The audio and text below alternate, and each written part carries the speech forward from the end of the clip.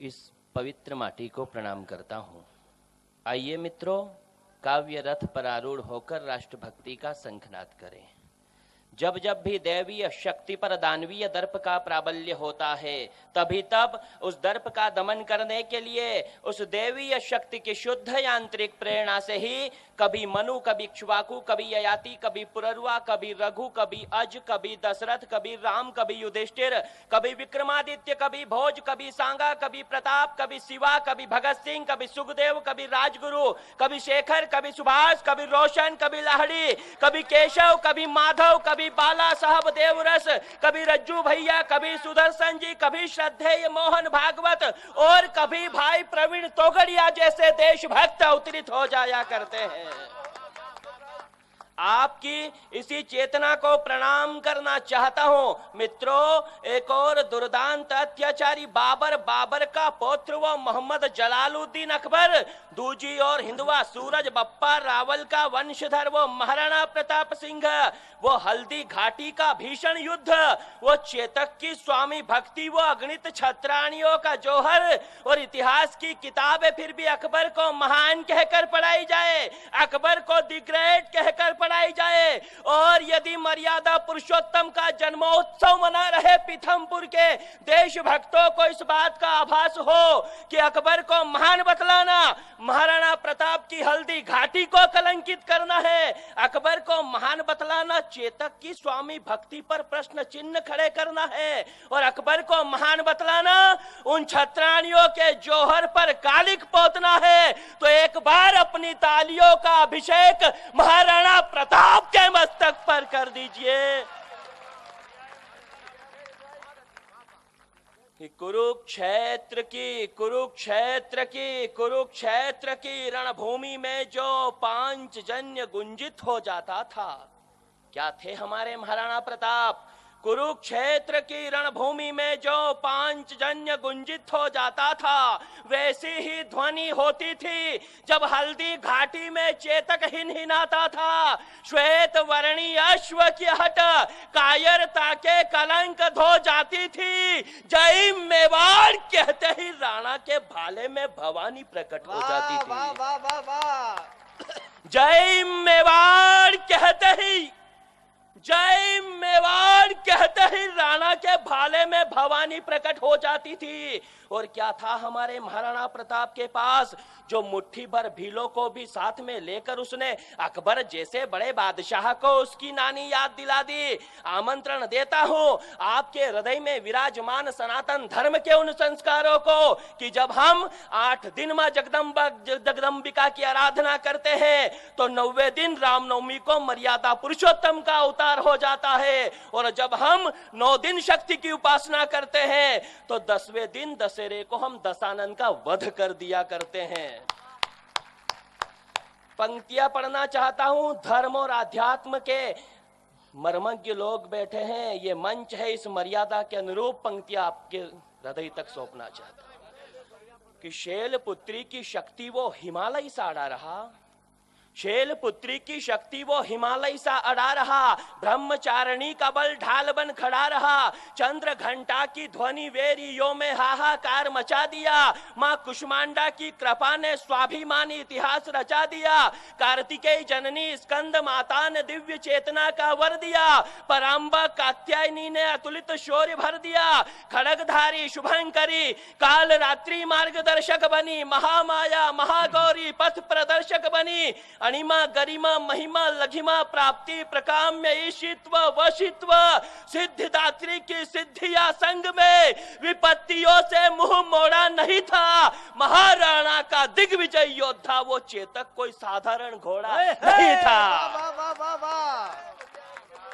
और साहब, वो जवाहरलाल नेहरू विश्वविद्यालय में जेएनयू में कुछ सिरफिरे एकत्रित होते हैं, कुछ सिरफिरे एकत्रित होते हैं और कहते हैं कि अफजल निकलेगा घर घर से, उसके अब्बू का राज है क्या? साहब, किसी घर से विक्रमादित्य, किसी घर से राजा भोज, किसी घर से महाराणा प्रताप और किसी घर से वीर शिवा नहीं निकलेंगे क्या?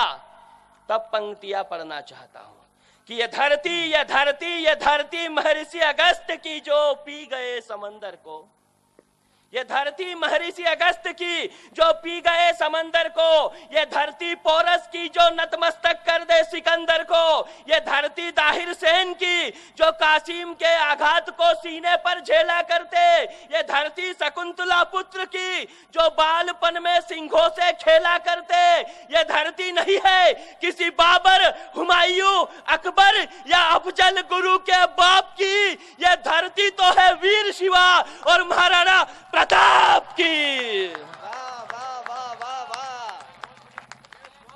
ये धरती तो है वीर शिवा और महाराणा प्रताप की। और साहब वो हैदराबादी ब्रीड, वो कहता है कि मेरी गर्दन पर चाकू रख दो, फिर भी भारत माता की जय नहीं बोलूंगा।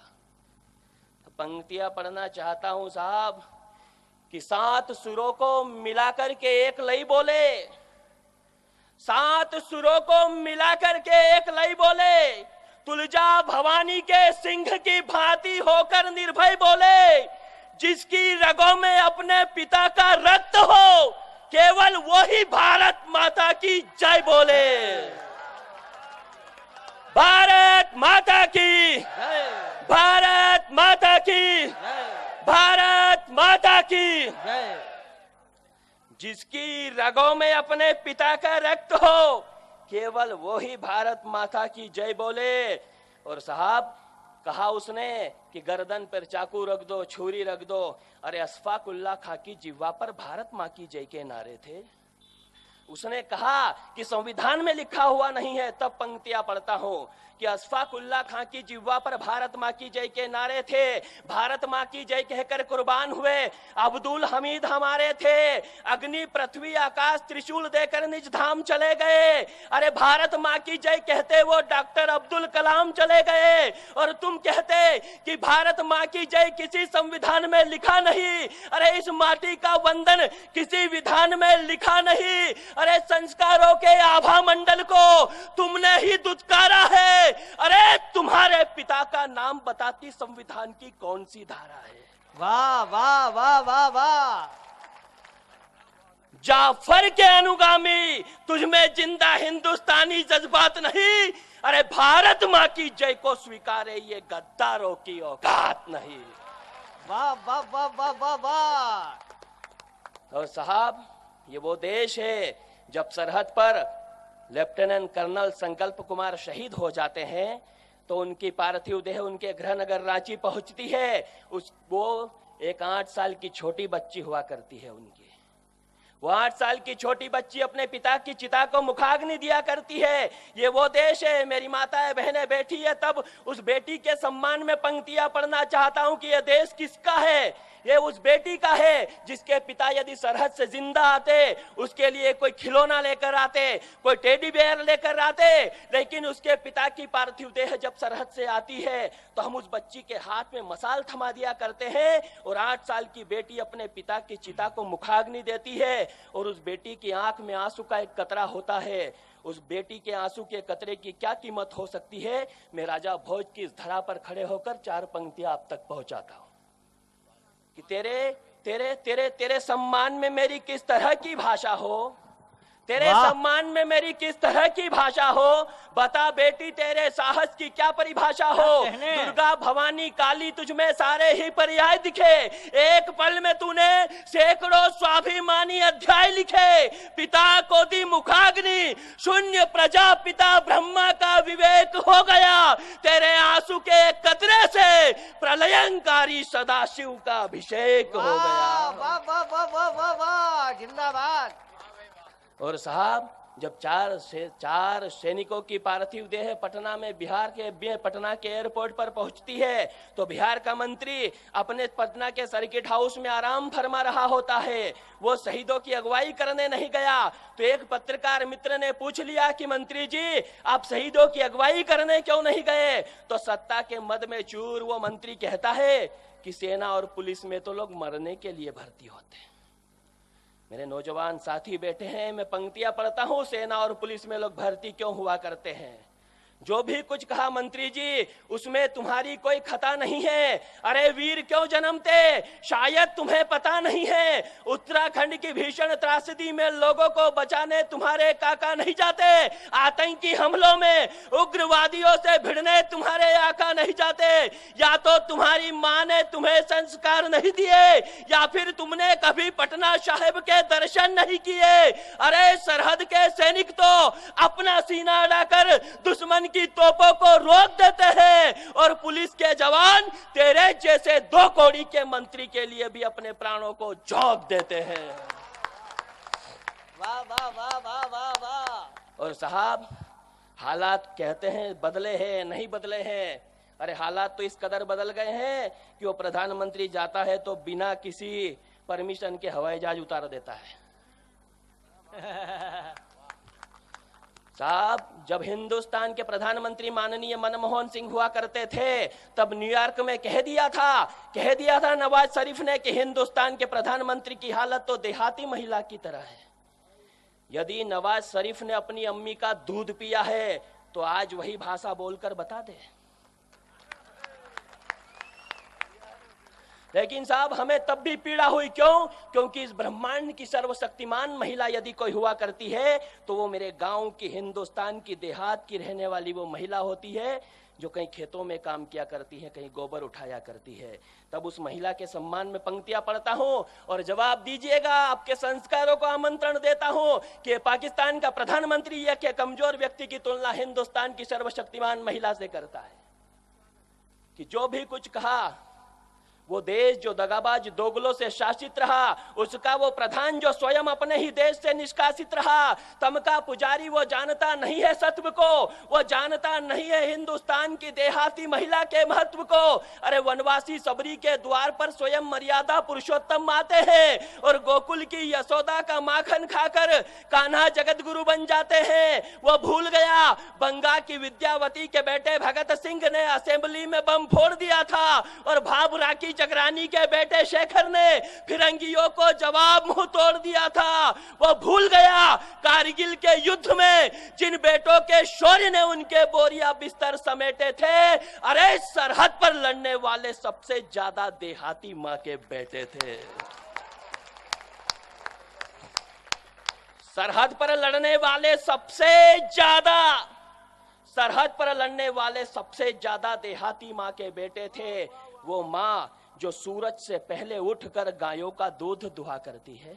हाथ खोलिएगा साहब, उन दृश्यों को देखिएगा। वो माँ जो सूरज से पहले उठकर गायों का दूध दुहा करती है, वो दादी जो झोपड़ी में रहकर भी पोतों की सलामती की दुआ करती है, वो बहिना जो गोबर सने हाथों से भाई के लाड लड़ाया करती है, वो काकी जो गालियां देकर भी जिंदगी के सबक पढ़ाया करती है, वो फसल काटने वाली, वो गोबर बिनने वाली, अरे सबकी सभी स्वाभिमान हमारी है। बतला मियां नवाज शरीफ, एक भगोड़े से अधिक क्या औकात तुम्हारी है। और साहब जब सुधाकर और हेमराज की गर्दनें काट दी गई 8 जनवरी 2013 का वो दिन, जब सरहद पर पेट्रोलिंग करते हुए सुधाकर और हेमराज की गर्दनें काट दी जाती है और हेमराज के मस्तक को पाकिस्तान लेकर गए। हेमराज की मां ने अपने बेटे के मस्तक को वापस पाने के लिए अनशन किया। तात्कालिक सरकार का कोई भी व्यक्ति उसके दरवाजे पर नहीं गया। हमारे प्रधान तब विपक्ष में थे, तब हम कहते थे कि मृत्यु का प्रतिशोध लेना चाहिए, लेकिन आज भी प्रतिशोध नहीं लिया गया और हेमराज का मस्तक कहीं आज प्रतिशोध की प्रतीक्षा कर रहा होगा। तब कहीं मेरे सुर में सुर मिलाना, यदि आप भी चाहते हो कि यही प्रतिकार हो। धन्य वो सुधाकर जिसने स्वयं को सरहद पर समर्पित कर दिया, और धन्य वो हेमराज जिसने अपना माथा मां के चरणों में अर्पित कर दिया। तो भारतीय सरहद पर न पाकिस्तानी भेड़ियों की कोई दस्तक चाहिए, अरे हेमराज के माथे के बदले अब जरदारी का मस्तक चाहिए। और साहब जवाहरलाल नेहरू विश्वविद्यालय में जो घटित हुआ उस पर संसद में बहस चल रही थी, तो मेरे मध्य प्रदेश का एक सांसद वहां खड़े होकर कहता है कि केवल नारे लगा देने से देशद्रोह नहीं होता है। आप समझिएगा तो फिर बताइएगा। वो कहता है कि नारे लगाने से देशद्रोह नहीं होता है। हम कहते हैं माननीय सिंधिया जी, अरे आपके खानदान ने तो झांसी की रानी लक्ष्मीबाई की हत्या करवा दी, उसके बावजूद भी आप देशद्रोही नहीं कहलाते हो। तब पंक्तियां पढ़ना चाहता हूं कि काश काश काश ग्वालियर राज घराने ने झांसी का साथ दिया होता। वाह वाह वाह। काश ग्वालियर राज घराने ने झांसी का साथ दिया होता, या सिंधिया की तलवारों ने गोरों का लहूपान किया होता, तो चिलचिलाती मरुभूमि में महकती फुलवारी खिल जाती। अरे सिंधिया गद्दार नहीं होता तो 57 में आजादी मिल जाती। वाह वाह वाह वाह वाह वाह। और साहब, जिस उत्सव को हम मना रहे हैं, एक कविता, 4 मिनट की एक कविता आप तक पहुंचाना चाहता हूं कि हम कौन हैं। हम कौन हैं।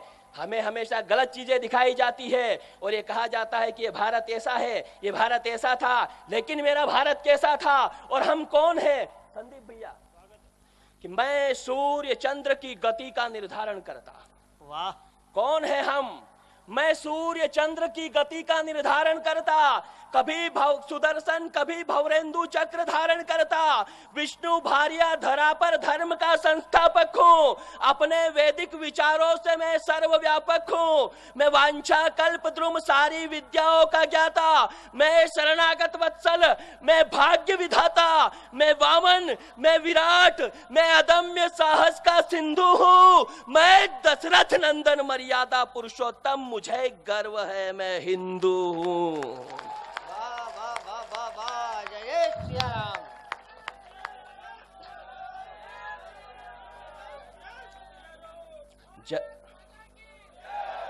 जय श्री राम का जय घोष तो फिर जय घोष की तरह हो। हमारे प्रांत संगठन मंत्री विश्व हिंदू परिषद के माननीय बैठे हैं, एक जय घोष ऐसा हो कि हम सिंहस्थ की अगुवाई कर रहे हैं। जय श्री राम, जय श्री राम, भारत माता की। मैं कश्यप, मैं कश्यप, मैं कश्यप, अंगिरा, गौतम, वशिष्ठ, विश्वामित्र हूँ। मैं कश्यप, अंगिरा, गौतम, वशिष्ठ, विश्वामित्र हूँ। मैं दुर्वासा, पाराशर, कृष्ण, द्वैपायन का चरित्र हूँ। मैं चरक, जाजली, अत्रि, मैत्रेय, भरद्वाज में शल्य हूँ। अरे चरवाहे को चंद्रगुप्त बना देता मैं कौटिल्य हूँ। मैं सांदीपनी जगत गुरु श्री कृष्ण का आचार्य हूँ। मैं अद्वैत वेदांत का प्रणेता मैं आद्य शंकराचार्य हूँ। मैं विस्तारक अखिल ब्रह्मांड का मैं सृष्टि का सृजक बिंदु हूँ। मैं भुवनेश्वरी का लाल विवेकानंद, मुझे गर्व है मैं हिंदू हूँ। और अंतिम 6 पंक्तियां पढ़कर अपना स्थान ग्रहण करना चाहता हूं। वाह। कि मैं देवासुर संग्राम में देवताओं की सेना का नायक हूं। मैं देवासुर संग्राम में देवताओं की सेना का नायक हूँ। मैं इक्ष्वाकु अनेकों बार देवराज इंद्र का सहायक हूँ।